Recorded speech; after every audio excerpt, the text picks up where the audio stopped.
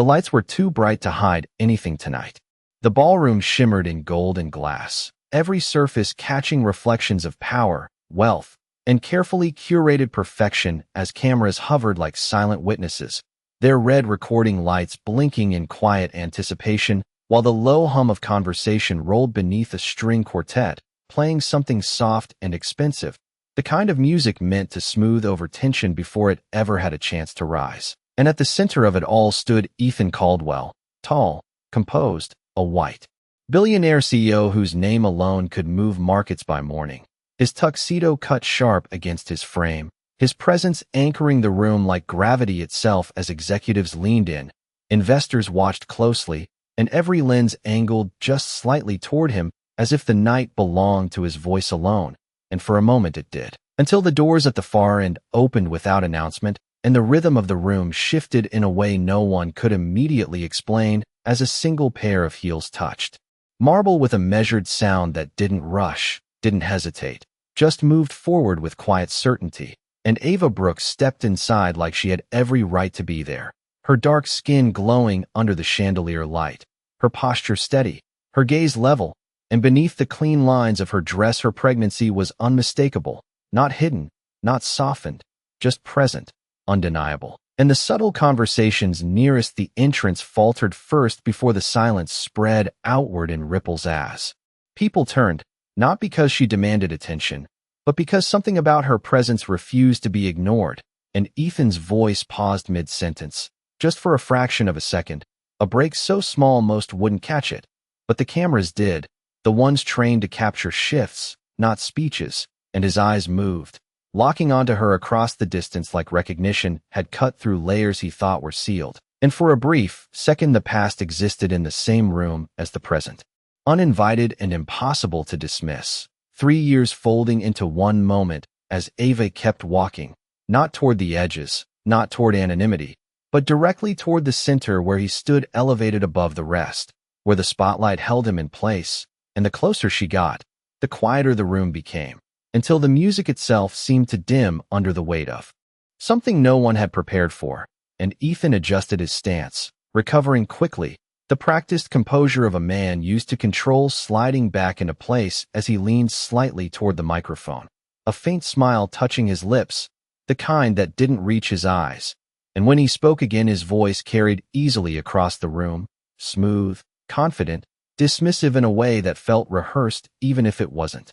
"Didn't expect to see you here," he said, the words light but edged, and a few scattered chuckles followed, polite, uncertain, the kind that came from people who didn't yet know which side they were supposed to be on, and Ava didn't answer, didn't react, didn't even slow her steps as she reached the edge of the stage, her silence stretching just long enough to make the air feel heavier, and Ethan tilted his head slightly, studying her now with something closer to curiosity than surprise before his gaze dropped, just briefly, to her stomach and then back to her face, and something colder settled behind his expression as he leaned closer to the mic again, lowering his voice just enough to sound personal while still being heard by everyone.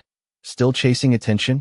he said, and this time the reaction came quicker, a few more laughs, a few murmurs, a subtle shift of energy that leaned in his favor as the room looked at her the way rooms often look at women who arrive without invitation, measuring, questioning, judging without asking a single question out loud. And Ava stopped just a few feet from the stage, close enough that the light caught her fully now, outlining her calm, her stillness, the way her hand moved slowly to rest against her stomach not as a shield but as a statement, and she looked up at him without anger, without urgency, just a quiet steadiness that didn't match the moment, but somehow controlled it anyway, and the cameras adjusted again, zooming slightly, sensing something building beneath the surface as whispers began to thread through the crowd, low and uncertain at first. "Do you know her? Who is she? Wait, doesn't she?"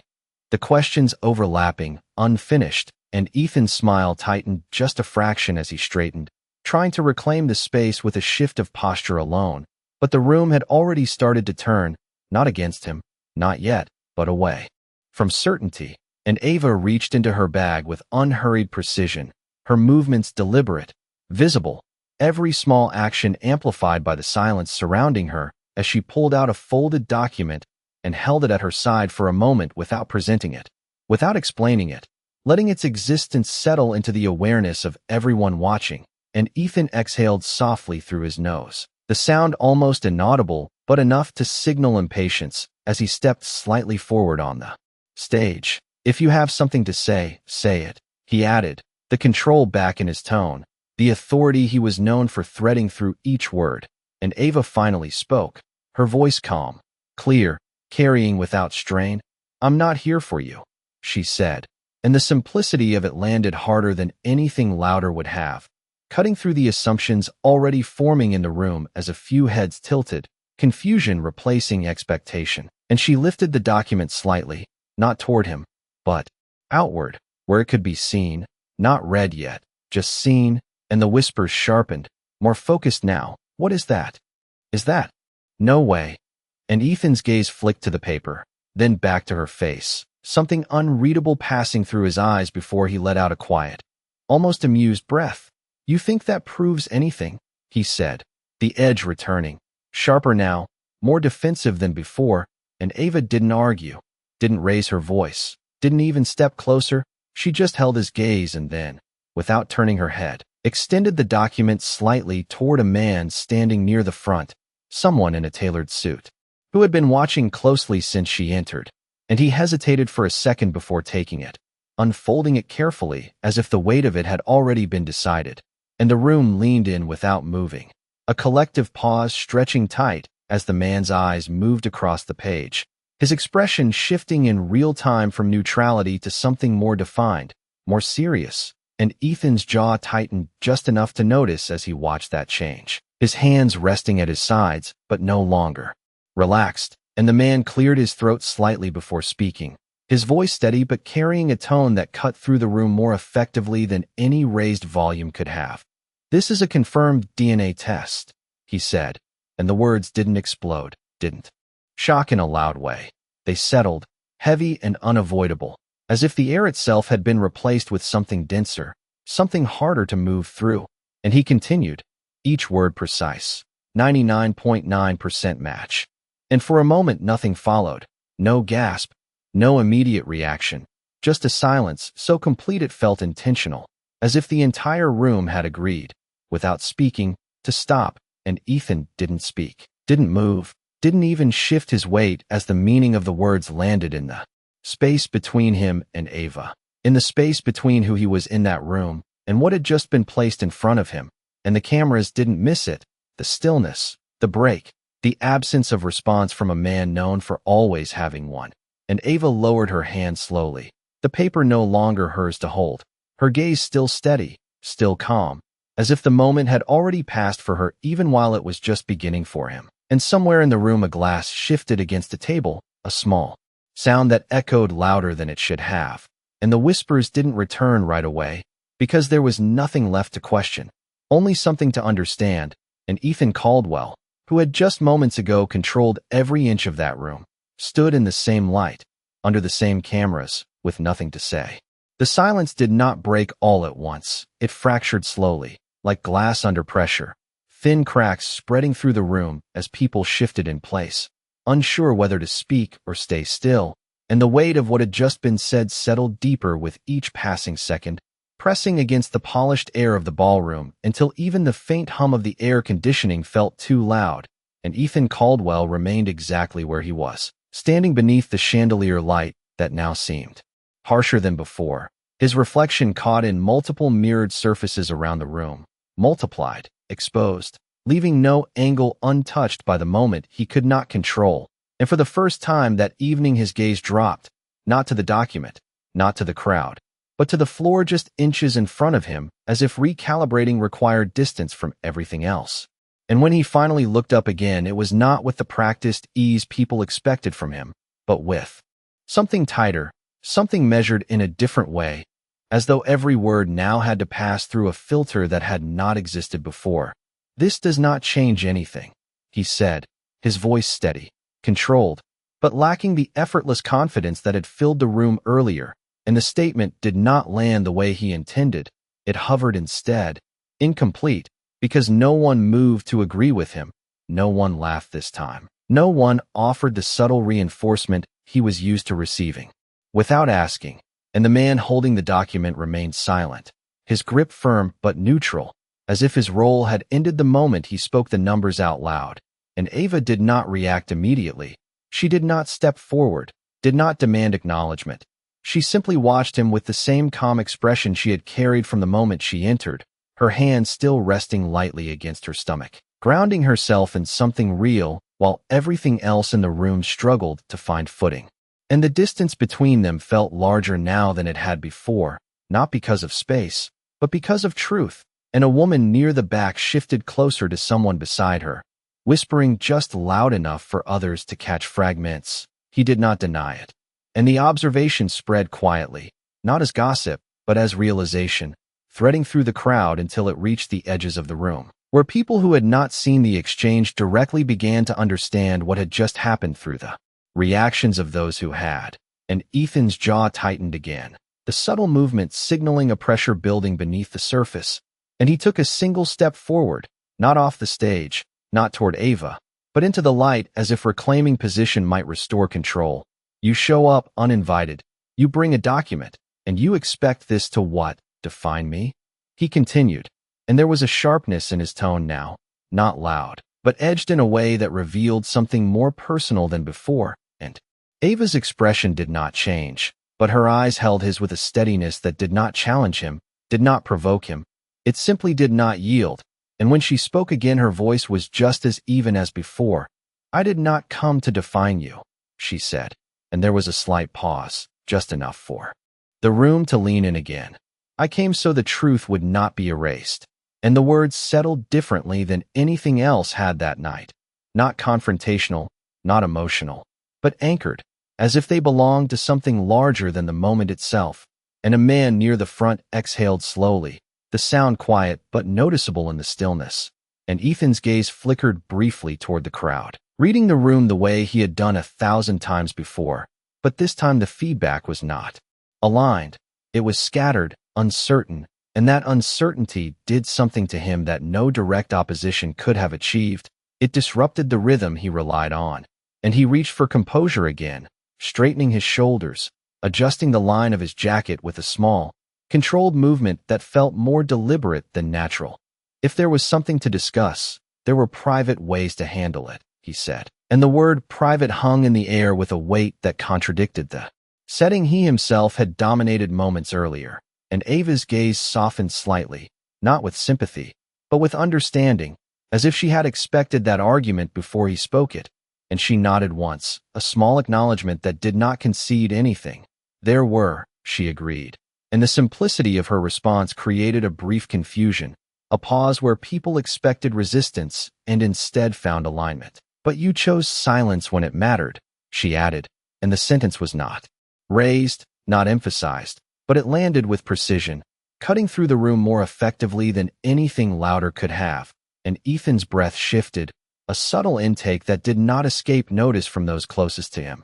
And the cameras adjusted again, lenses narrowing slightly, capturing the micro-expressions that now told more of the story than any words could. And somewhere behind Ava, a server paused mid-step, holding a tray just a little too still, as if even movement felt inappropriate in the presence of what was unfolding. And the string quartet, which had attempted to resume softly in the background, faltered again, the notes thinning out until they disappeared entirely, leaving the room suspended in a quiet that no longer felt elegant, but exposed. And Ethan looked at her fully now, not past her, not around her, but at her, and something in his expression shifted, not enough to name, but enough to feel. As if the version of him that existed before she walked through those doors no longer had full control over what came next. You waited 3 years, he said, and this time the statement carried less accusation and more calculation, as though he was trying to reconstruct a timeline that had moved without him. And Ava did not hesitate.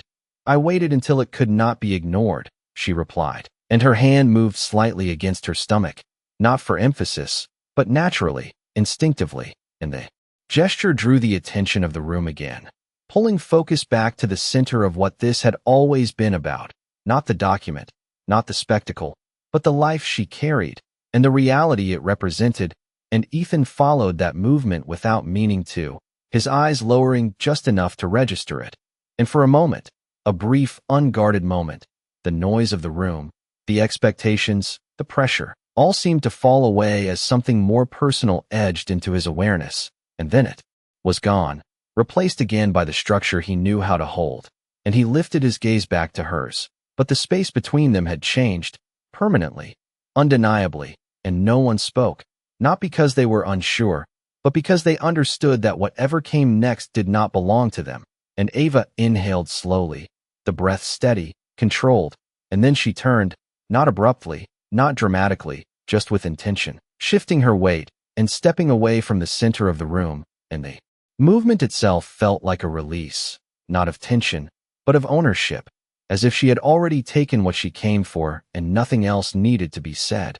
And as she walked, the crowd parted without instruction, creating a path that had not existed when she entered, and no one reached out, no one stopped her, because there was nothing left to question, and behind her, Ethan did not follow, he did not call out, he did not move from where he stood, and the absence of action spoke louder than anything he could have said, as the cameras continued to record, capturing not a response, but the lack of one. And in that stillness, under those lights, with every eye now seeing him without the shield he had carried for years, Ethan Caldwell remained silent. The doors closed behind Ava with a softness that did not match the weight she had just carried through them.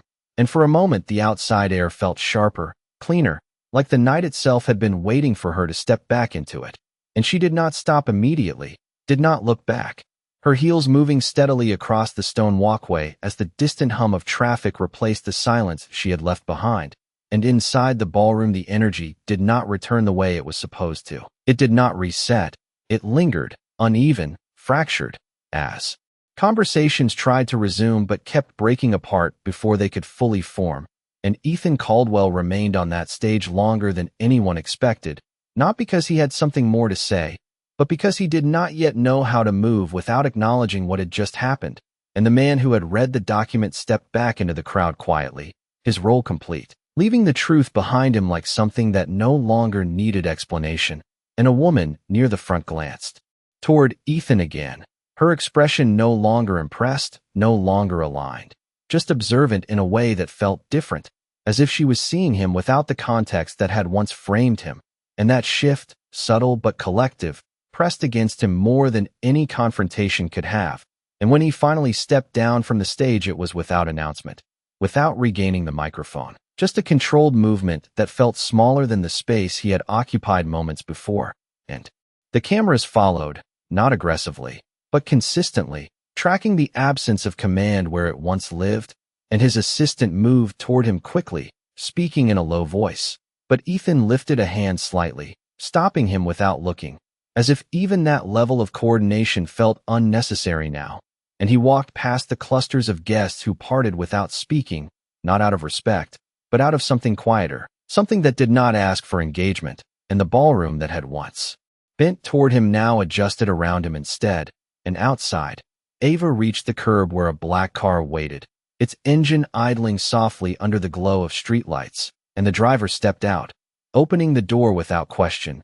But she paused before getting in, not because she was uncertain, but because the stillness of the night allowed her to feel something she had held tightly for years, not relief, not victory, just a quiet release of something that no longer needed to be carried alone.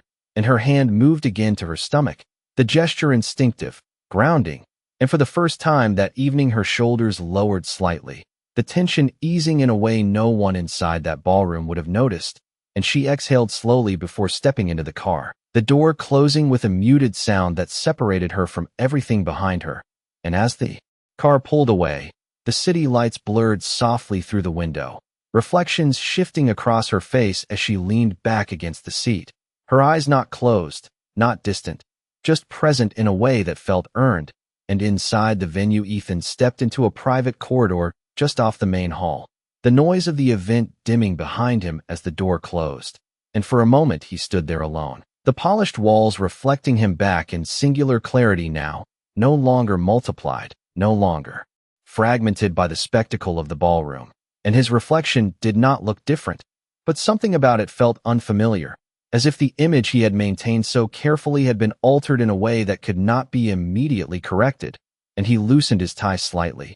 The movement small, controlled, but uncharacteristic in its necessity, and his phone buzzed in his pocket. A steady vibration that continued longer than usual, and when he pulled it out the screen was already filled with notifications, messages stacking faster than he could read them, headlines forming in real time, short, sharp phrases that did not wait for context before spreading, and he stared at them for a second before locking the screen again, not because he did not understand, but because he understood too well how quickly moments like this moved beyond his control, and he placed the phone back in his pocket without responding to any of it, and the quiet of the corridor pressed in around him again, heavier now, more defined, and his mind moved not forward, not to strategy, not to damage control, but backward, tracing a line he had not followed in years, back to a smaller room, a different conversation, a version of himself that had made a decision without fully measuring its weight, and Ava's voice from earlier did not echo loudly. It did not repeat itself, but it remained steady, present. You chose silence when it mattered, and the truth of it did not arrive as accusation. It arrived as recognition, and that recognition settled deeper than anything said in the ballroom. And for a moment he did not move, did not adjust, did not calculate. He simply stood there. The man who had built his life on control facing something that had never been part of that equation. And back in the city streets the car carrying Ava moved. Through traffic with quiet efficiency, passing storefronts and intersections that blurred together under the rhythm of the night. And she did not check her phone, did not look for confirmation, because she did not need it.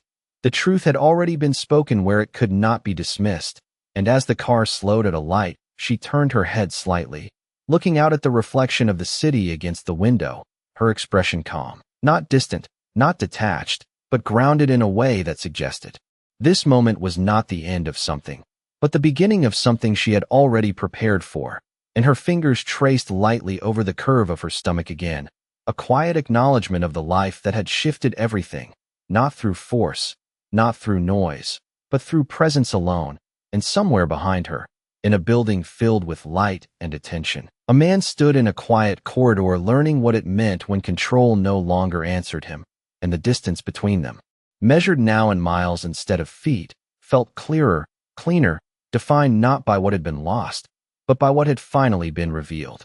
Morning did not arrive gently for Ethan Caldwell. It came sharp and immediate, carried on the cold blue light of his phone screen before the sun had fully risen, and when he opened his eyes the first thing he saw was not the ceiling of his penthouse, not the skyline stretching beyond the glass walls, but a flood of notifications that had continued through the night without pause, each one a reminder that the moment he had tried to contain inside that ballroom had already moved far beyond it. And he did not reach for the device right away. He stared at it for a few seconds, listening to the quiet hum of the city below, the distant sound of early traffic beginning to build, and then he exhaled slowly and picked it up, unlocking the screen with a motion that felt more deliberate than usual. And the headlines were exactly what he expected, but seeing them laid out in clear, concise language still shifted something in his chest. Tech CEO confronted with DNA proof at gala. Unanswered questions after public reveal. Silence speaks louder than denial.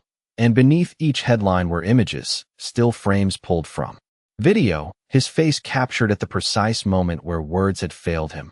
And he scrolled once, then stopped, not because there was nothing more to see, but because he understood that the narrative had already formed without him, and for the first time in years he was not the one shaping it. And he set the phone down on the nightstand, pushing himself up from the bed as the morning light finally broke through the windows, casting long shadows across the polished floor, and he walked toward the glass wall, looking out over the city he had once described as predictable, controllable, a system that rewarded precision, and now it felt different, not chaotic, but independent, as if it had continued moving forward without waiting for him to adjust. And across town Ava Brooks woke in a quieter space, a smaller apartment where the morning light filtered in through sheer curtains, soft and warm, settling across the room in a way that felt grounded, real, and she was already awake, sitting at the edge of her bed with one hand resting gently against her stomach, the other holding a glass of water she had not yet finished, and the silence around her was not heavy. It was steady, a kind of quiet that did not demand anything from her. And her phone lay on the nightstand as well. But unlike Ethan, she had not reached for it immediately, not because she was unaware of what it would contain, but because she did not need confirmation from the outside world to validate what she had already done. And after a moment she did pick it up, not with urgency, but with calm, scrolling through the messages that had come in overnight, some from people she had not spoken to in years, others from those who had remained quietly in her life, and she read them without reacting outwardly, without letting them change the pace of her morning. And when she reached the end of the list, she set the phone back down, her focus returning to the present, to the life she carried, to the decisions that had brought her here. And in his penthouse, Ethan moved through his morning routine with the same structure he always had. But the rhythm was off, subtle shifts in timing that only he would notice. The way he paused a second longer before pouring coffee. The way he adjusted his cuff twice instead of once. Small details that signaled something beneath the surface had not settled. And when he stepped into his office later that morning, the atmosphere was different there as well. His assistant standing a little straighter, his team quieter than usual, not out of fear, but out of awareness, as if they understood that the usual expectations did not fully apply today, and Ethan acknowledged them with a brief nod, moving toward his desk where a stack of printed reports had already been placed, and he sat down, glancing over the top page without truly reading it, his mind still tracing the line of the previous night.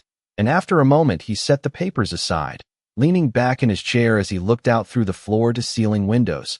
And for the first time since the gala, he allowed the question to form clearly, not as a strategy, not as a calculation, but as something simpler, more direct.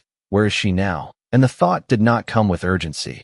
It came with weight, and he reached for his phone again, not to check headlines, but to open a contact he had not used in years, a private investigator he had once hired for a completely different purpose.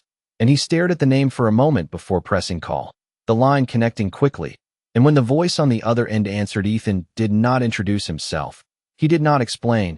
He simply said, "I need you to find someone." And across the city, Ava moved through her day with intention, not rushing, not avoiding anything, just continuing forward. And later that afternoon, she stood in a small clinic room, the soft hum of medical equipment in the background as a technician adjusted the monitor beside her, and the screen lit up with movement, a steady rhythm that filled the space with something far more important than anything that had happened the night before. And Ava's gaze softened as she watched, her hand resting again against her stomach, her breathing slow, even, as the technician spoke quietly, explaining details that Ava listened to with full attention. And for a moment the world outside that room did not matter, not the headlines, not the reactions, not the man who had stood in silence under bright lights, because this steady sound, this quiet proof of life, was what she had protected all along. And she smiled slightly, not for anyone else, just for herself. And back in his office, Ethan ended the call, setting his phone down as he stared out at the city again. The same view, the same height, but a different understanding settling into place, because for the first time he was not looking at what he controlled, he was looking at what he had lost sight of. And somewhere between those two realities, the distance between him and Ava no longer felt like something he could ignore. And for the first time since the silence took hold of him, he understood that it was not going to disappear on its own. The city moved forward whether he was ready or not. And by late afternoon the sunlight had shifted into a colder tone against the glass of Ethan Caldwell's office, stretching long reflections across the polished floor as the hours passed without the kind of progress he was used to measuring. Because this time there was no chart, no forecast, no strategy document that could simplify what he was facing into numbers he could control. And when his phone finally buzzed again, it was not with headlines, not with noise, but with a single message from the investigator he had contacted earlier, short, direct, precise, location confirmed, and beneath it an address. Nothing more, no commentary, no delay, just information. And Ethan stared at the screen for a moment longer than necessary, not because he doubted it, but because the simplicity of it removed every excuse he might have used to wait. And he stood slowly, the chair sliding back with a quiet sound that felt louder in the stillness of the room. And his assistant looked up immediately from across the office, reading his movement the way she always did, ready to respond. But Ethan shook his head slightly before she could speak. "Cancel the rest of the afternoon," he said, his voice even, leaving no room for negotiation, and she nodded without question, already moving to adjust his schedule as he reached for his jacket, slipping it on with the same precision he applied to everything else. But there was something different in the pace, not rushed, not hesitant, just deliberate in a way that suggested this was not another task, not another meeting, but something that required him to show up without the layers he usually relied on. And within minutes he was in the back of a car moving through traffic, the city passing by in familiar patterns that no longer felt entirely predictable. And he did not check his phone again, did not review messages, did not prepare statements. He simply sat there, his gaze fixed ahead as the address repeated in his mind. And across town Ava Brooks stepped out of the clinic into the soft glow of the late afternoon, the air warmer now than it had been that morning, carrying the faint scent of summer beginning to settle into the city, and she adjusted the strap of her bag over her shoulder, her movements steady, grounded, as she made her way down the sidewalk, her steps unhurried, not because she had nowhere to be, but because she was no longer moving from urgency. And when she reached her building, she paused briefly at the entrance, her hand resting lightly against her stomach again, a quiet habit that had become second nature. And then she stepped inside, unaware that across the city a decision had already been made that would close the distance between her past and her present. And when Ethan's car finally turned onto her street, it slowed naturally, the neighborhood quieter, less polished than the spaces he usually occupied, but not unfamiliar, just different in its rhythm. And he looked out the window as they passed small storefronts, residential buildings, people moving through their day without awareness of who was arriving among them. And when the car came to a stop, he did not move immediately. He sat there for a second, taking in the simplicity of the place, the absence of spectacle, the lack of cameras, the quiet that did not demand anything from him. And then he opened the door and stepped out, the sound of it closing behind him marking a shift he could not undo. And he looked up at the building, confirming the address once more before walking toward the entrance, each step measured, not because he was unsure, but because he understood that this moment was not one he could control once it began. And inside, Ava had just set her keys down on the small table near the door, the apartment still holding the warmth of the day as she moved through the space with ease, placing her bag on the counter, pouring herself a glass of water, the routine familiar, grounding. And for a moment, everything was still, quiet, uninterrupted, until there was a knock at the door, not loud, not aggressive, just firm enough to be intentional, and she paused, the glass still in her hand as she turned her head toward the sound, her expression shifting slightly, not to fear, not to concern, but to awareness, because something about the timing felt different, and she set the glass down slowly, walking toward the door with steady steps, her hand resting briefly against her stomach before she reached for the handle. And when she opened it, the space between them closed instantly, not physically, but in recognition, as Ethan Caldwell stood there, not in a ballroom, not under lights, not surrounded by people, just a man at her door, his posture straight but not rigid, his expression controlled but no longer distant. And for a moment neither of them spoke, the silence between them not empty, but full of everything that had led to this point. And Ava did not step back, did not invite him in. She simply looked at him, her gaze steady, the same quiet strength he had seen the night before, now framed by a different setting, one where there were no witnesses, no cameras, no audience to shape the moment. And Ethan held her gaze, not deflecting, not redirecting, just standing in it. And when he finally spoke, his voice was lower than it had been in the ballroom, not because he needed to project, but because this space did not require performance. "I needed to see you," he said, and the words were simple, stripped of the complexity he usually layered into everything. And Ava's expression did not soften, but it did not harden either. It remained steady, grounded. As she took a small breath before responding, "You have seen me," she said, her tone even, and the statement was not dismissive. It was factual, and Ethan nodded once, acknowledging the truth in that, but not stepping away from what had brought him here. "Not like this," he replied. And there was a pause, brief but real, where the distance between what had been and what was now settled into place, and Ava studied him for a moment, not searching for weakness, not looking for apology, just observing. and then she stepped slightly to the side, not fully opening the door, but enough to shift the dynamic from confrontation to something quieter, more contained, and Ethan did not move immediately. He recognized the gesture for what it was, not an invitation, but an allowance, and he stepped inside, the door closing behind him with a soft click that sealed the moment away from the outside world.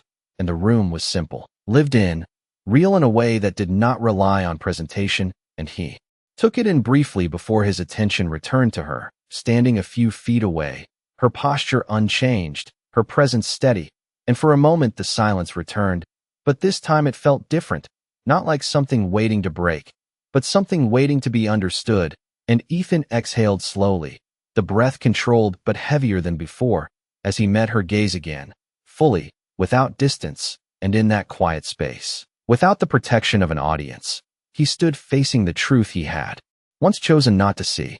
The quiet inside the apartment did not rush to fill itself with words. It settled slowly, like something that had been waiting for this exact moment to arrive without interruption, and Ethan Caldwell stood just a few feet from Ava Brooks, close enough to see the details that had been invisible under ballroom lights, the steadiness in her breathing, the way her posture held without effort, the calm that was not performance, but something built over time.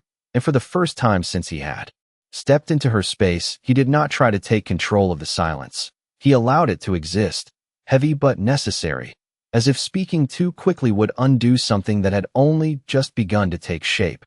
And Ava remained where she was, her presence grounded, not defensive, not welcoming, simply present in a way that made it clear she did not need to move for him. And the room itself seemed to reflect that same energy, simple furniture, soft light filtering through the window, the faint sound of the city outside, everything steady, everything real, and Ethan exhaled slowly, his hands resting at his sides, not reaching, not gesturing, just still as he finally spoke again. "I should have known," he said, and the words did not come out as a defense, they came out as recognition, quiet and unpolished, and Ava's gaze did not shift. She held it on him, not with accusation, but with clarity. And there was a brief pause before she responded. "You did know," she said, her voice even, not raised, not sharpened, just direct, and the simplicity of it removed any space for reinterpretation, and Ethan's jaw tightened slightly, not in resistance, but in acknowledgement, because the truth in her words did not require explanation, and he nodded once, a small movement that carried more weight than anything louder could have, and he took a step further into the room, not toward her, but toward the center, as if placing himself in a position where he could no longer stand at the edge of the conversation, and his eyes moved briefly around the space before returning to her. "I told myself it was not the right time," he continued, his voice steady but lower now, more measured, "that there were things I could not risk." And Ava listened without interrupting, her expression unchanged, her hand resting lightly against her stomach. And when he finished, she did not respond immediately.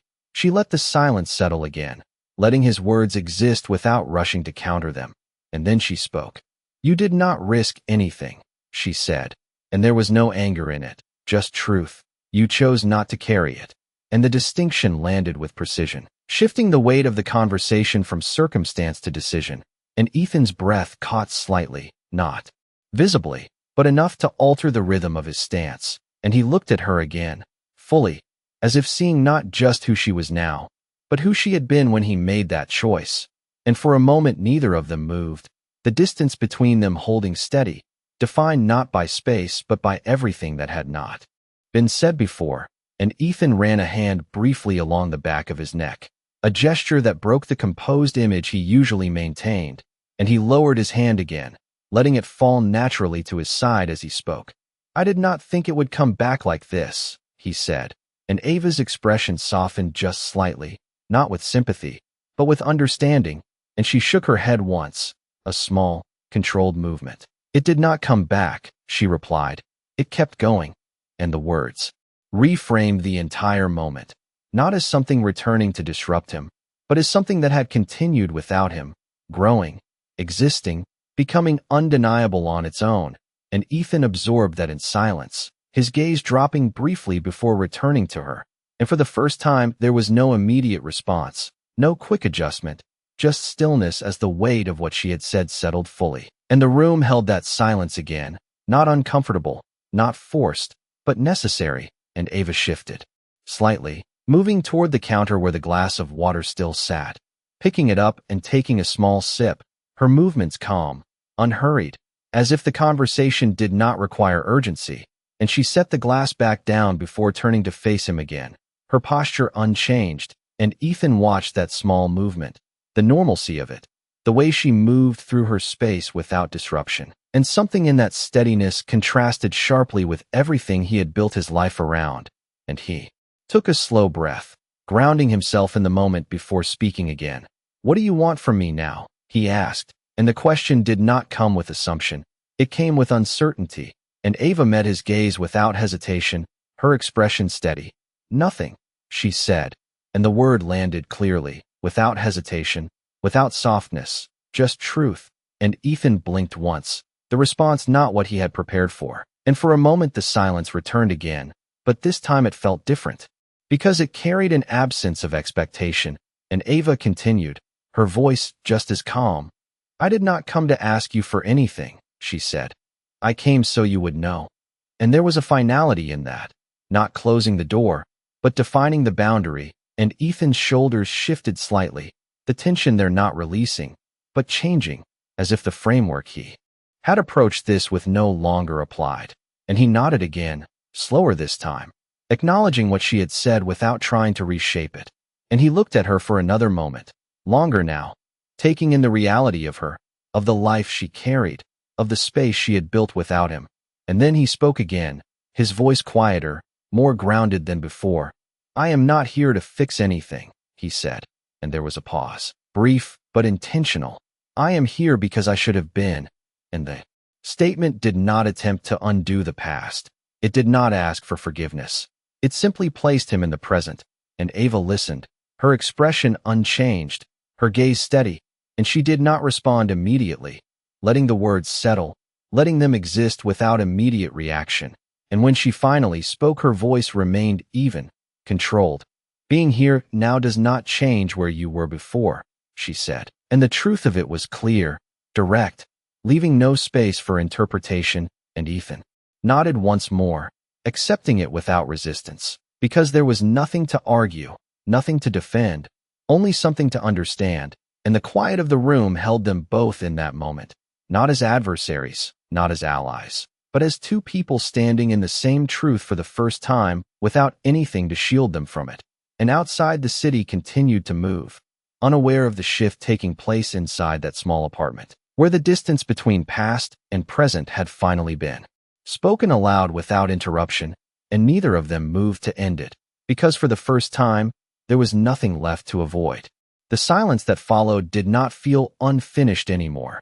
It felt defined, like a line had finally been drawn where before there had only been avoidance. And Ethan Caldwell stood there with that realization settling into him in a way that no negotiation, no meeting, no strategic conversation had ever required, because this was not about outcome, it was about presence. And for the first time, he understood that showing up did not guarantee a place in what came next, and Ava Brooks remained steady across from him, her posture unchanged, her calm unbroken, and the space between them no longer felt like tension waiting to snap. It felt like clarity that had already been reached, and Ethan took a slow breath, his gaze lowering briefly before returning to her, not out of uncertainty, but because he was measuring something different now, not control, not influence, but truth. And when he spoke again, his voice carried that shift, quieter, more grounded. "I understand that I do not get to decide anything here," he said, and the words did not sound rehearsed, they sounded learned in real time. And Ava watched him for a moment, her expression thoughtful but not softened, as if weighing not just what he said, but how he said it, and she gave a small nod, not agreement, not approval, just acknowledgement, and she stepped slightly toward the window, her movement unhurried, her hand resting again against her stomach as she looked out at the fading light beyond the glass, the city now shifting into evening. And for a moment the room held a different kind of quiet, one that did not revolve around what had been said, but what had yet to be understood, and Ethan followed her movement with his eyes, not stepping closer, not closing the distance, respecting the space she had maintained from the beginning. And he spoke again, more carefully this time. "I want to be clear about something," he said, and Ava turned her head slightly, not fully facing him, but enough to listen, and he continued, "I am not here to take over. I am not here to make demands. I am not here to rewrite what already happened." And there was a steadiness in his tone now, not forceful, not persuasive, just intentional. And Ava turned fully then, her gaze meeting his again, steady, direct, and she listened without interruption. And when he finished, there was a pause, brief but present, before she responded. "Then what are you here for?" she asked, and the question was not sharp, it was precise, and Ethan did not answer immediately, because for the first time he did not reach for the fastest response. He let the question sit, let it form fully before speaking, and when he did, his voice carried a weight that had not been there before.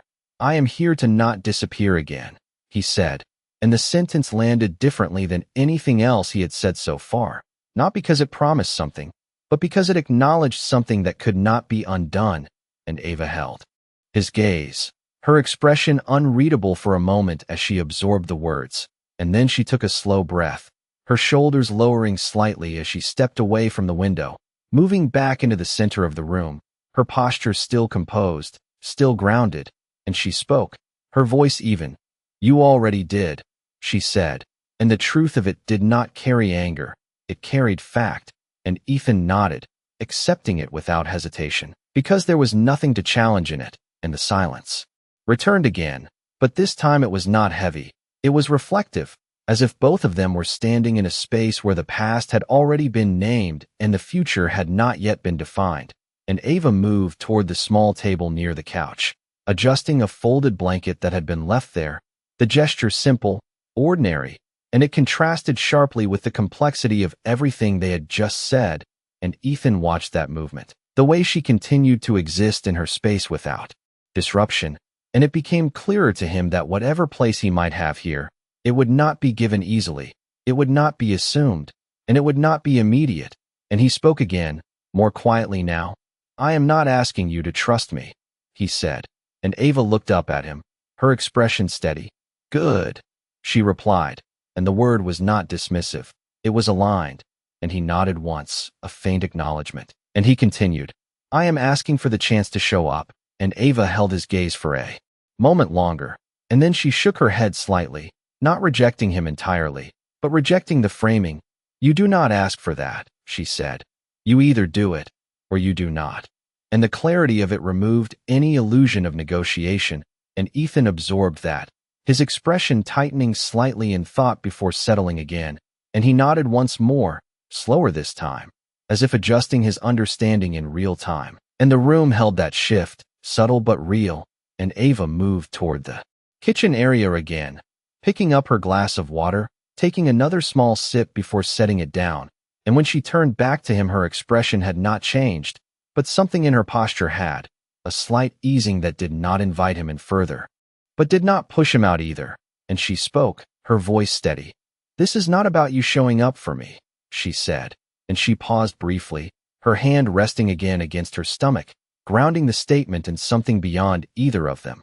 "This is about you understanding what you chose to walk away from."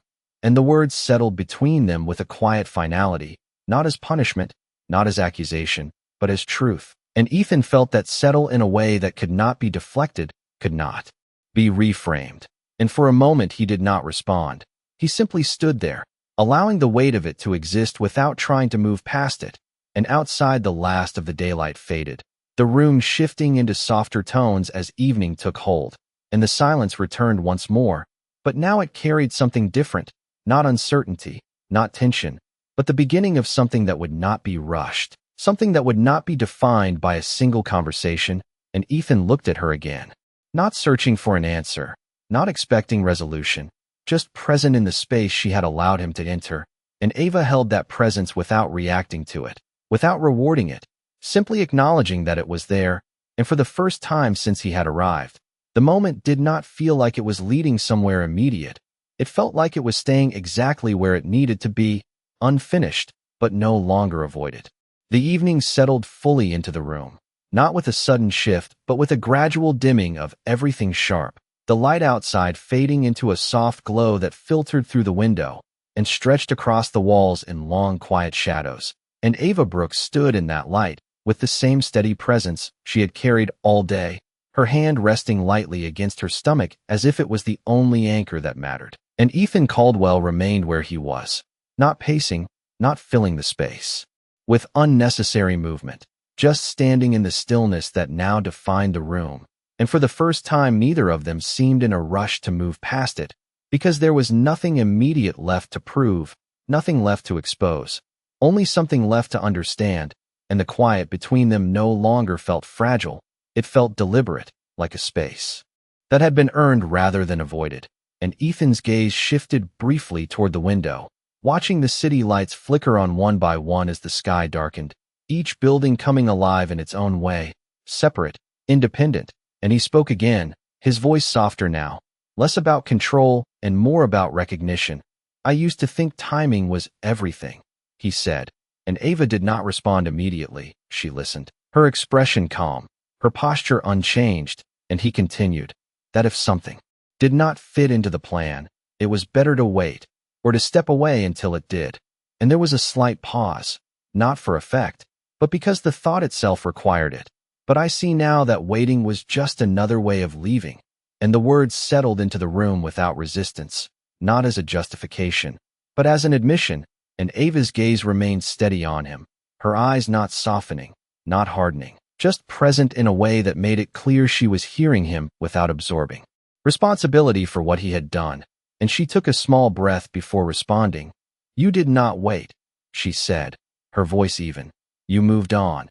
And the distinction was quiet but precise, and Ethan nodded slowly, acknowledging it without hesitation, because the truth of it did not need to be argued. And the silence returned again, but now it carried a different tone, not heavy, not unresolved, but reflective, as if each word spoken had cleared something that had been left unspoken for too long. And Ava moved toward the window again, her steps slow, measured, as she looked out at the city that had continued without interruption, her reflection faint in the glass, layered over the lights beyond. And she spoke without turning back, her voice steady. "You built your life without this," she said, her hand resting against her stomach again, grounding the statement in something real. "And I built mine with it." And the contrast existed without accusation, just truth. And Ethan listened, his gaze following her. And for a moment he did not respond, because the weight of that difference did not allow for quick answers. And he stepped slightly closer, not enough to close the distance entirely, but enough to stand within the same frame of the window, his reflection now visible beside hers, two separate outlines overlapping in the glass, without merging. And he spoke, his voice quieter than before. "I do not expect to be part of what you have built," he said. And there was a pause, brief but intentional. "But I do not want to stand outside of it pretending it does not exist." And Ava's reflection remained still in the glass, her posture unchanged.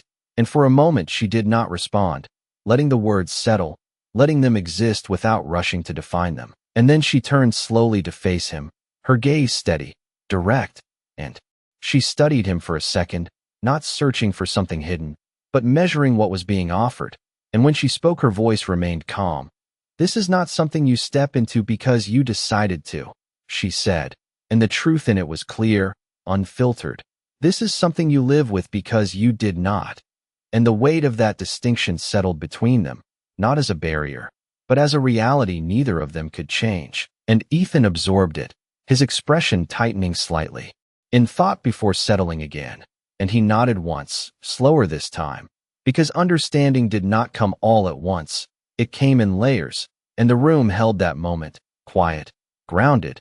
And Ava moved away from the window, back toward the center of the room, her steps steady, her posture unchanged. And she spoke again, her voice even. "You cannot undo what you chose," she said, "but you can decide what you do with what you know now." And the words did not offer direction, they offered responsibility. And Ethan felt that settle in a way that was unfamiliar, not because it was unclear, but because it required something he had not practiced before: consistency without control, presence without guarantee. And he looked at her, fully, without deflection, and for a moment there was no immediate response. Just the quiet understanding that this was not a moment that would resolve itself with one conversation. And outside the city continued to move, lights shifting, traffic flowing. Life continuing in patterns that did not pause for individual realizations. And inside that apartment the space between them remained, not closed, not expanded, just defined, and Ethan took a slow breath, grounding himself in that understanding. And when he spoke again, his voice carried a steadiness that was different from before, less about asserting and more about accepting. "Then I will start with that," he said, and the statement was simple, not dramatic, not absolute, just a beginning. And Ava held his gaze for a moment longer, her expression unreadable but not closed, and she gave a small nod, not as approval, not as agreement, just acknowledgement that he had finally reached the place where words did not need to be louder to matter. And the silence that followed did not feel empty. It felt complete for now, like a chapter that had not ended, but had finally been understood in a way that allowed something else to begin without rushing it. And neither of them moved to break that stillness, because for the first time, there was no need to fill it. The night had settled completely now, and with it came a stillness that no longer felt like something fragile, but something steady, something that could hold the weight of everything left unsaid without breaking. And Ethan Caldwell stood there in that quiet, no longer trying to shape it, no longer searching for the right sequence of words that would resolve what could not be resolved in a single moment. And Ava Brooks remained across from him, her presence unchanged, grounded in a way that did not shift with his arrival or his attempts to understand. And the space between them felt different now, not like a divide, but like a boundary that had been clearly defined and did not need to be tested. And for a moment neither of them spoke, not because there was nothing left to say, but because what mattered now was not what could be said quickly, it was what would be carried forward slowly. And Ethan finally took a step back, not retreating, not distancing himself emotionally, but physically acknowledging the space she had held from the beginning. And that small movement shifted something subtle in the room, not in her, but in him, as if he had finally aligned his actions with what he had been saying. And Ava noticed it, not with surprise, not with approval, but with quiet awareness, and she moved toward the small lamp near the couch, turning it on as the last of the daylight disappeared, the warm glow filling the room in a way that softened the edges without changing the reality. And the shift in light marked something else as, well, a transition not just in time, but in what this moment had become, no longer a confrontation, no longer a revelation, but something quieter, something that would not resolve tonight. And Ethan spoke again, his voice steady, not searching, not forcing. "I will leave," he said, and the words did not carry defeat, they carried understanding. And Ava met his gaze, her expression calm, and she gave a small nod, not dismissing him, not holding him there, simply acknowledging that he had reached the point where staying longer would not add anything more. And Ethan hesitated for a brief second, not because he did not know what to do next, but because he understood that leaving now was different from leaving before. And he spoke once more, quieter, more grounded. "I will not disappear," he said, and the statement did not ask for belief. It did not seek confirmation. It existed on its own. And Ava listened, her gaze steady, and she did not respond immediately, because the words themselves were not what mattered. It was what would follow them. And after a moment she spoke, her voice even. "That is not something you say," she said. "That is something you prove." And the clarity of it remained unchanged, and Ethan nodded once, accepting it without hesitation, because there was nothing else to do but accept it. And the silence that followed did not feel heavy. It felt complete for this moment, as if both of them understood that nothing more needed to be added tonight. And Ethan turned toward the door, his movement deliberate, not rushed, not hesitant, and he reached for the handle, pausing just briefly before opening it, not to look back for permission, not to wait for something more, but simply to register that this moment was ending in a way that was different from before.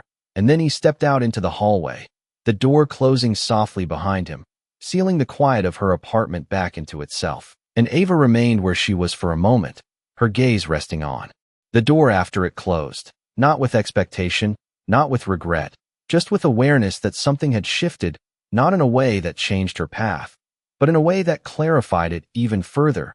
And she exhaled slowly, her shoulders lowering slightly as she moved back toward the center of the room, her hand resting again against her stomach, grounding herself in the one constant that had not wavered, and she sat down on the couch, the soft light from the lamp casting a warm glow across her face as she leaned back, her eyes closing for a brief moment, not to escape, but to settle.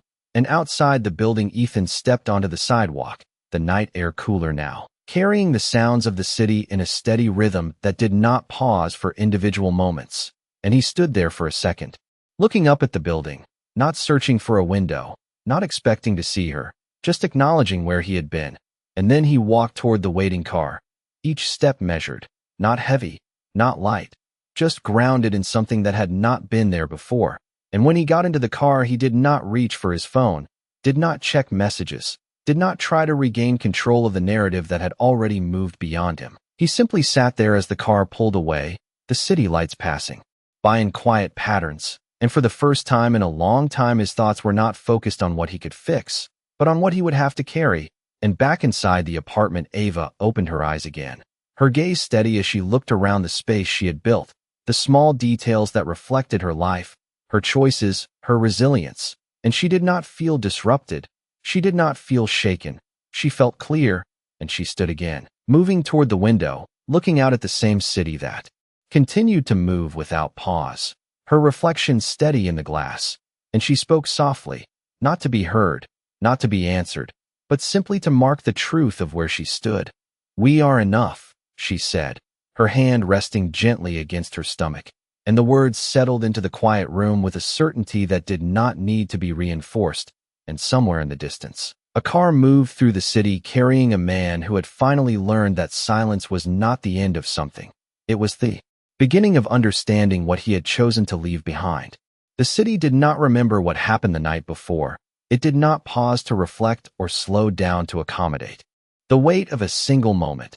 It moved forward with the same steady rhythm it always had. And by the time the next morning arrived, the headlines had already shifted into analysis, commentary, speculation, each version of the story stretching and reshaping itself across screens and conversations. But inside Ava Brooks's apartment, the morning unfolded in a way that did not depend on any of it, the light filtering softly through the curtains, warming the room in quiet tones as she stood near the kitchen counter preparing her day with the same calm intention she had carried through everything else, her movement steady, unhurried, her focus grounded in what was in front of her rather than what was being said beyond her walls. And her phone sat on the counter nearby, lighting up occasionally with messages she did not immediately check, not because they did not matter, but because they did not define what came next. And she poured herself a glass of water, pausing for a moment as she rested her hand against her stomach, the small, instinctive gesture anchoring her in something real, something constant. And across the city, Ethan Caldwell sat in his office earlier than usual, the morning light sharp against the glass walls, casting clean lines across the room that reflected the structure he had built his life around. But today that structure felt different, not broken, not unstable, but incomplete in a way he could not ignore. And his desk was covered with reports, projections, notes from his team attempting to address the sudden shift in public perception. And he had read them, understood them, but for the first time they did not feel like the most important thing in front of him. And his phone rested beside the papers, the same steady flow of updates continuing. But he did not reach for it right away. He sat back in his chair, his gaze fixed on the skyline beyond the glass, as if trying to align what he knew with what he had just experienced. And for a moment there was no urgency in his posture, no immediate need to act, only the quiet realization that this situation could not be managed the way he had managed everything else. And when he finally did pick up his phone, it was not to check the news. It was to open a blank message, his thumb hovering over the screen for a second as if the act of writing required a different kind of precision than he was used to. And after a brief pause, he typed slowly, deliberately, not drafting a statement, not crafting a response for an audience, but something simpler, something direct. And when he finished, he read it once, not editing, not adjusting, just confirming that it said exactly what it needed to say. And then he pressed send, and across the city Ava's phone lit up again, the vibration soft against the counter as she turned her head slightly toward it. And after a moment she picked it up, her expression unchanged as she opened the message, and for a few seconds she simply read it, her eyes moving steadily across the screen, and the message was short, not layered, not hidden behind language that could be interpreted in multiple ways. It said, "I will be there for the appointment if you allow it. If not, I understand." And there was no follow-up, no pressure, no attempt to frame it beyond what it was. And Ava held the phone for a moment longer, her gaze steady, not surprised, not moved in a way that showed on the surface, but thoughtful, as if weighing not the words themselves, but the intent behind them. And she set the phone back down on the counter without responding immediately, turning her attention back to her routine, pouring her water, moving through the space with the same calm presence she had maintained. And the silence in the room held that decision without rushing it, without forcing it forward. And back in his office, Ethan set his phone down after sending the message, his posture still, his gaze shifting briefly to the screen, as if expecting nothing in return. And for the first time, he did not try to predict the outcome, did not try to calculate the response. He simply allowed the message to exist on its own, and the minutes that followed passed without interruption. His assistant entering briefly to update him on a meeting he had already decided to postpone, his team continuing their work beyond the glass walls, and he remained where he was, present but not engaged in the usual way, as if his focus had shifted entirely to something that could not be measured on paper. And in her apartment, Ava finished preparing for her day, her movement steady, her breathing even, and when she reached for her phone again, it was not with urgency, it was with intention.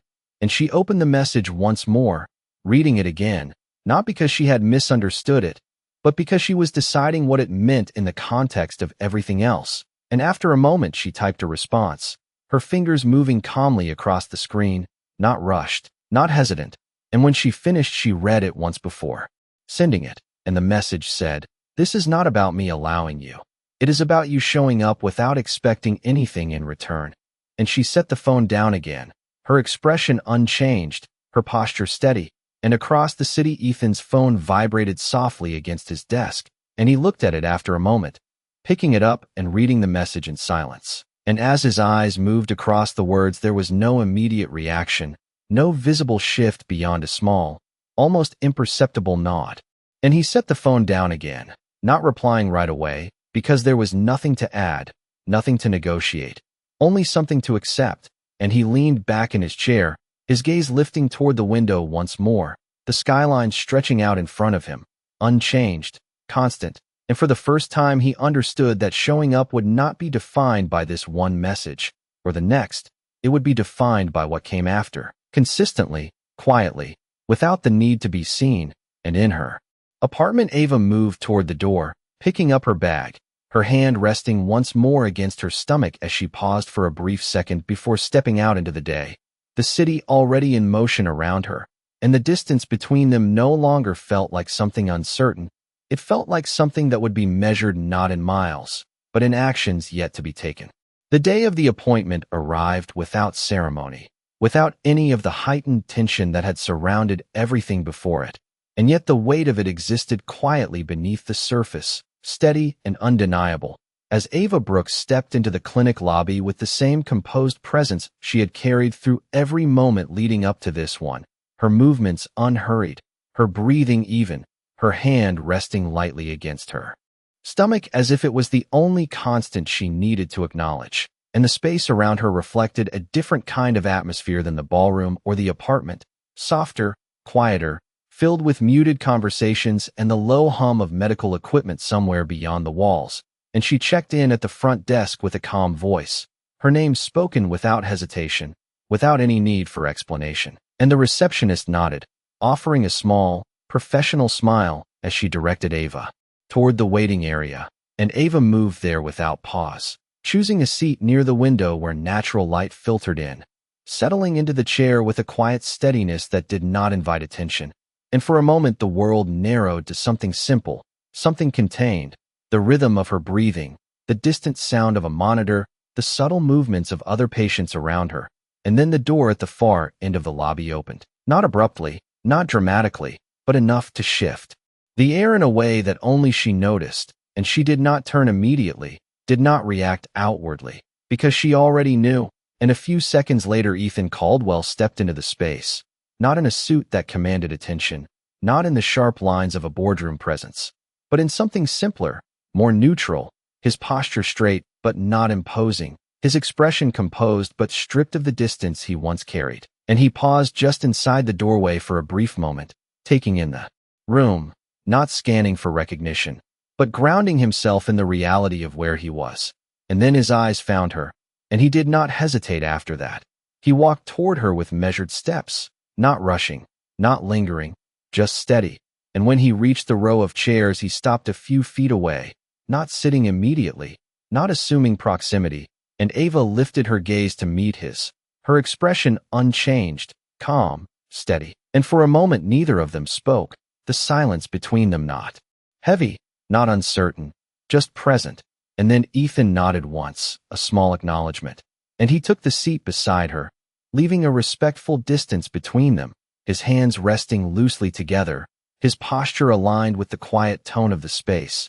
And Ava did not move closer, did not shift away. She remained where she was, her focus returning briefly to the window before settling back into the moment. And the minutes passed without unnecessary conversation, not because there was nothing to say, but because what mattered now was not words, it was presence. And Ethan did not reach for his phone, did not check messages, did not allow himself to drift into the habits that had defined him before.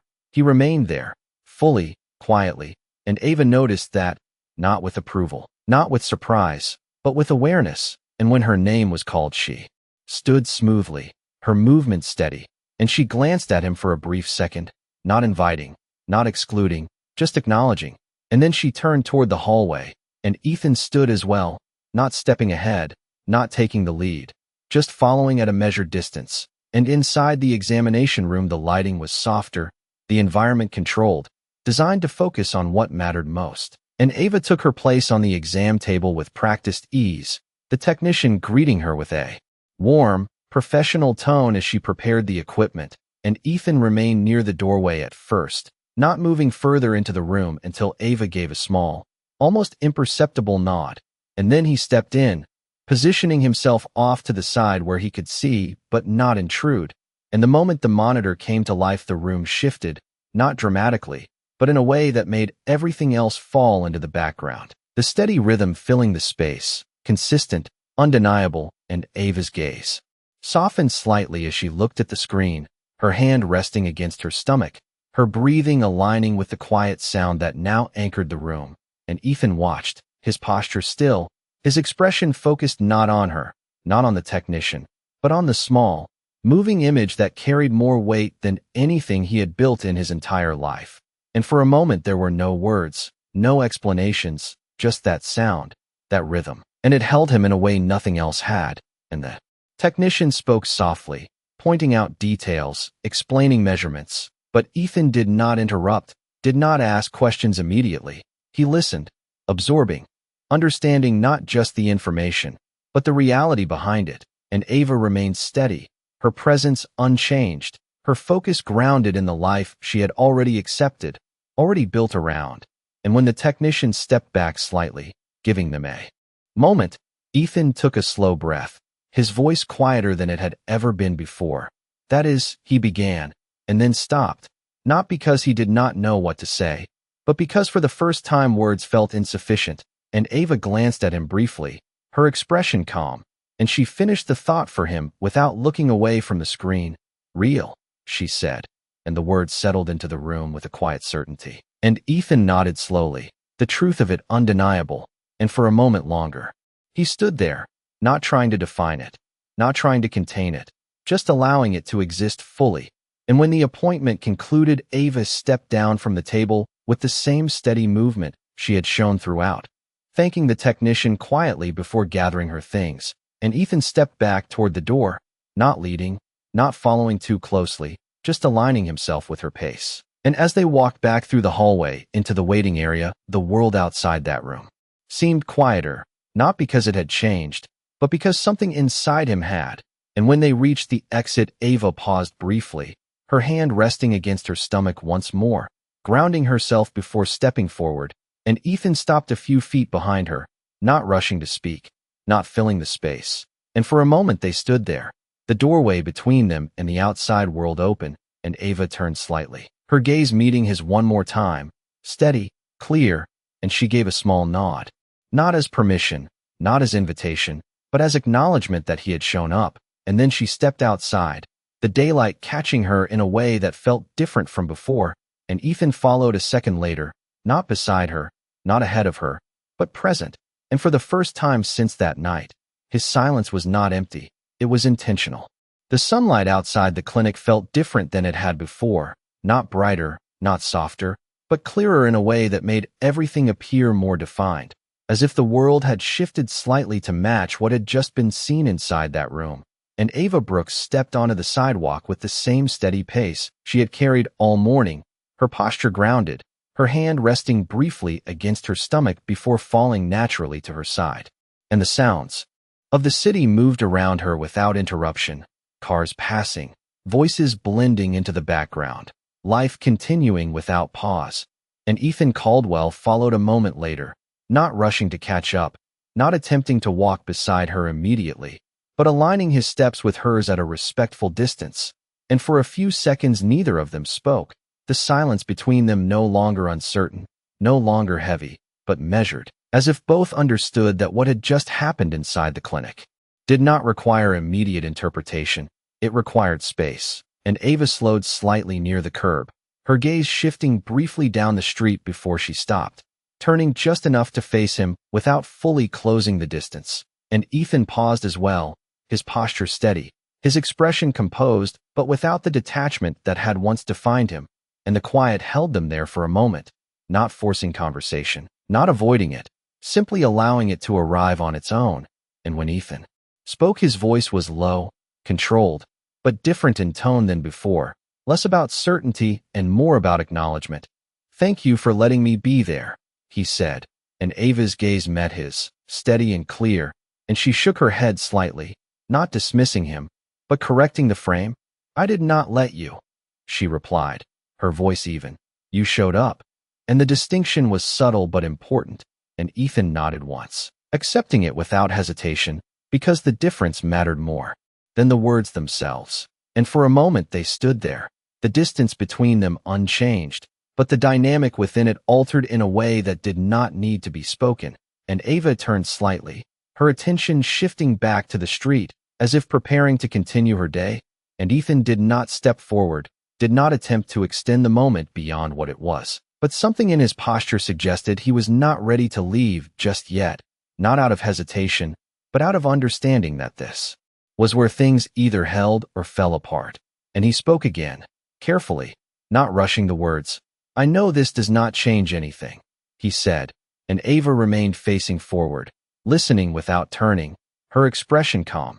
And he continued, "But I will be here, not just today." And there was a brief pause, not for emphasis, but because the weight of the statement required it, consistently, and the word landed quietly, without force. And Ava took a slow breath, her shoulders rising and falling in a controlled rhythm before she turned her head slightly to look at him again, her gaze steady. And for a moment she did not respond, as if measuring not just what he said, but how it fit into everything that had come before. And when she spoke, her voice remained calm, grounded. "Consistency is not something you say once," she said. "It is something you do, until it becomes undeniable."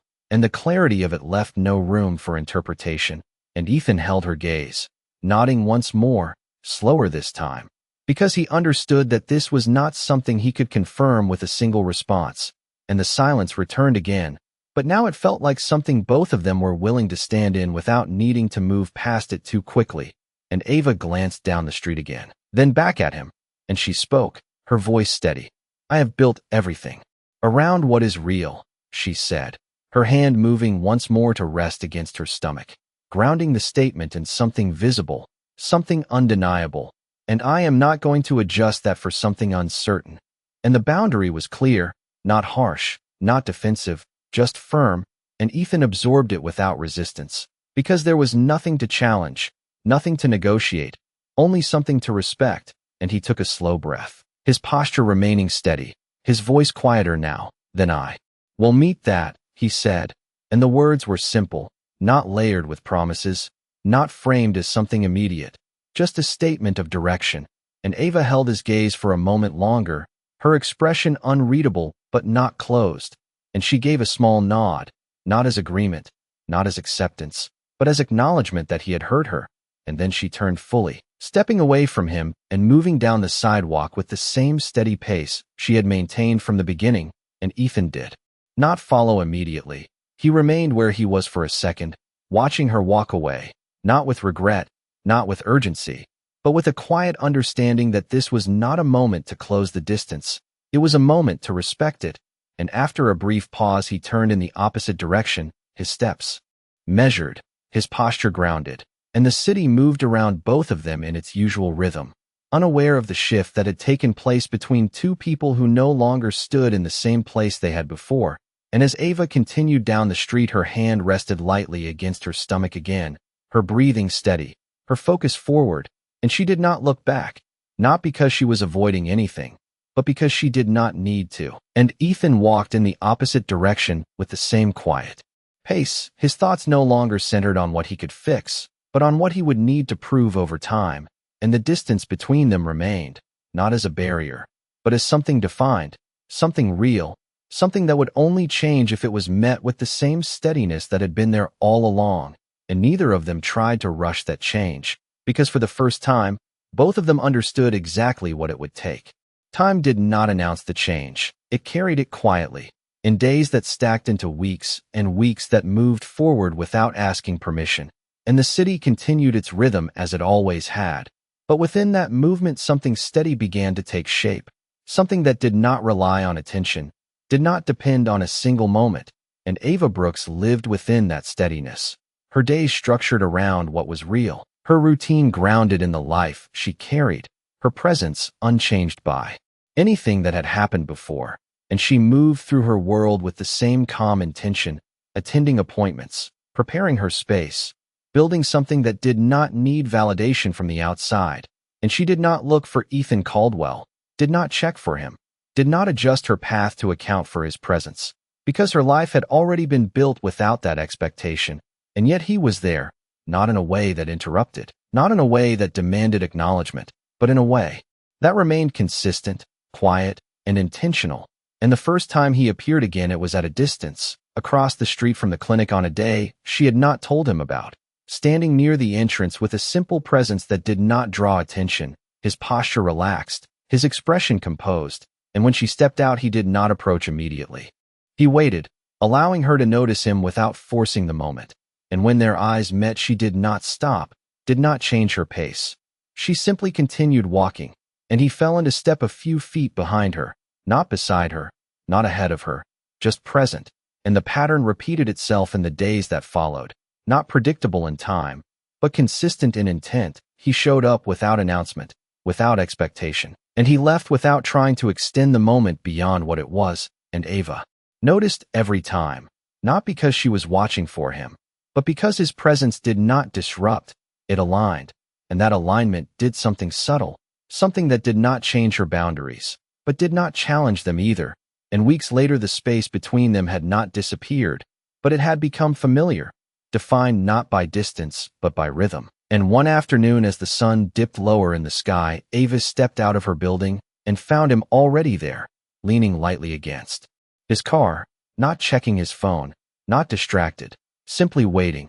And when she approached he straightened, his posture steady, and for a moment they stood facing each other in the open air, the city moving around them. And this time she spoke first, her voice calm. "You are still here," she said, and the statement was not a question, it was an observation, and Ethan nodded once, his expression unchanged but grounded in something that had not been there before. "I said I would be," he replied, and the simplicity of it carried more weight now than it would have weeks earlier. And Ava held his gaze for a moment, her expression thoughtful, and then she gave a small nod, not approval, not acceptance, but acknowledgement, and she turned, beginning to walk. And this time when Ethan moved he did not stay behind her, he walked beside her, not too close, not too far, aligning his pace with hers without disrupting it. And for a few steps neither of them spoke, the silence between them no longer something to navigate, but something to exist within. And Ava's hand rested lightly against her stomach again, the familiar gesture grounding her as always, And after a moment she spoke, her voice steady. "This does not mean anything changes," she said, and Ethan did not hesitate. "I know," he replied.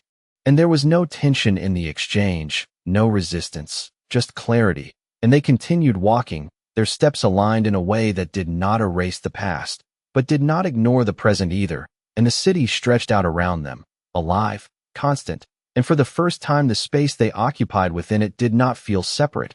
It felt shared in a way that did not demand anything beyond what was already there. And days turned into more weeks, and the consistency did not break, it did not waver, it did not shift with convenience, and Ava's world remained her own, her decisions unchanged, her boundaries steady, but something within that space had opened just enough to allow for a different kind of presence, one that did not take, did not demand, did not replace, but simply existed alongside what she had already built.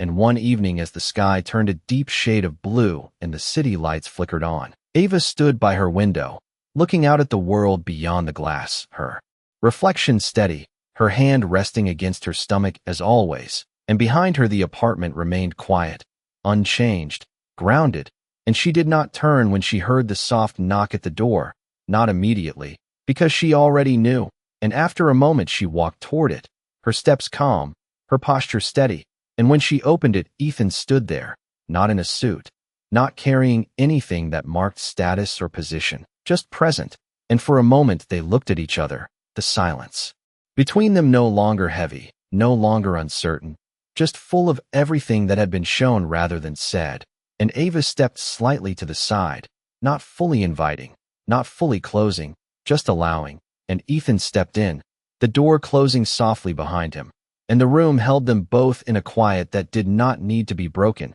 because for the first time nothing needed to be proven in that moment. It had already begun to show itself over time, and Ava turned toward the window again, her hand resting lightly against her stomach, and Ethan remained where he was, not moving closer, not interrupting, just present, and the city outside continued to move, lights shifting, life unfolding, and inside that room the distance between them was no longer defined by absence, it was defined by what had been consistently chosen, and neither of them rushed to name it, because for the first time, it did not need a name to be real.